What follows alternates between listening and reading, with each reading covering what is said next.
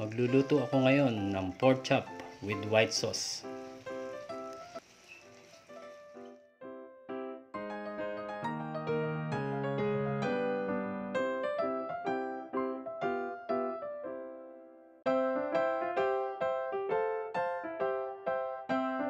Gagamitan ko siya ngayon ng meat tenderizer para mas malambot ang ating pork chop.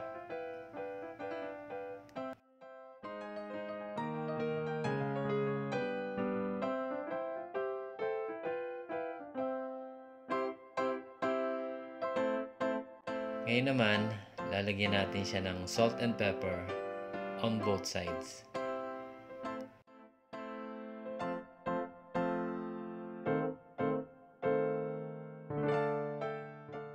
Ngayon naman, i-dredge natin siya sa all-purpose flour.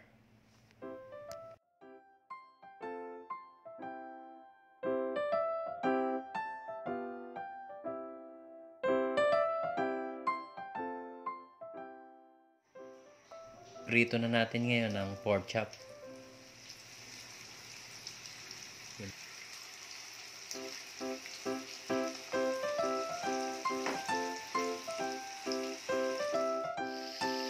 Pag nag-golden brown na, flip over na natin.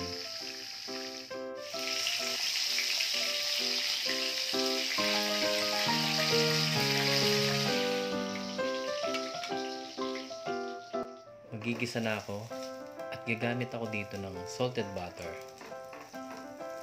Pwede rin naman ang cooking oil. Magigisa na tayo ngayon ng bawang.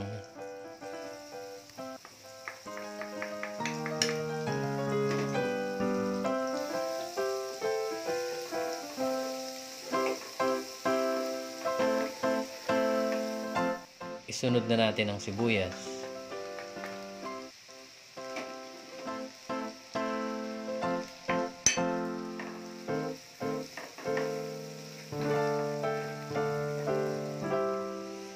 Ilagay na rin natin ang canned mushroom para masangkot siya.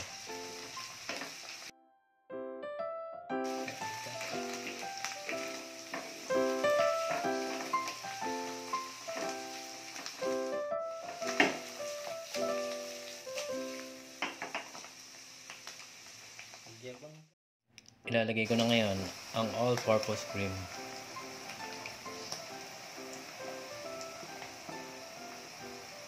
Ilalagay ko na rin ang cream of mushroom na dinisolve ko sa warm water.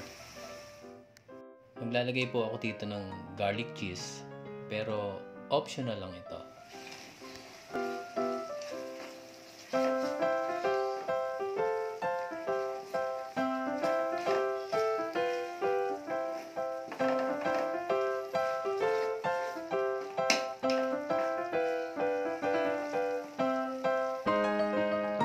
Lalagyan ko na ng salt and pepper to taste.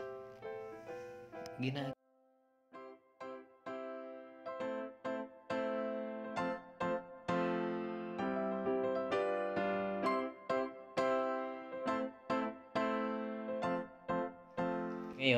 ilalagay ko na ang fried pork chop para ma-coat siya ng sauce.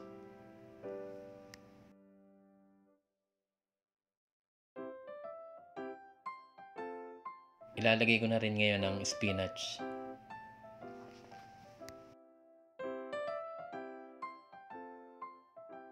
Maglalagay ulit ako ngayon ng cream of mushroom na dinisolve sa tubig kasi natuyo ang sauce. Tatakpan ko para maluto ang spinach.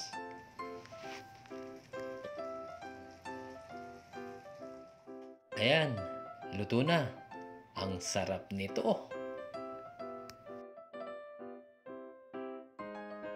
Kung hindi ka pa nakasubscribe sa aming channel, please subscribe. Maraming salamat.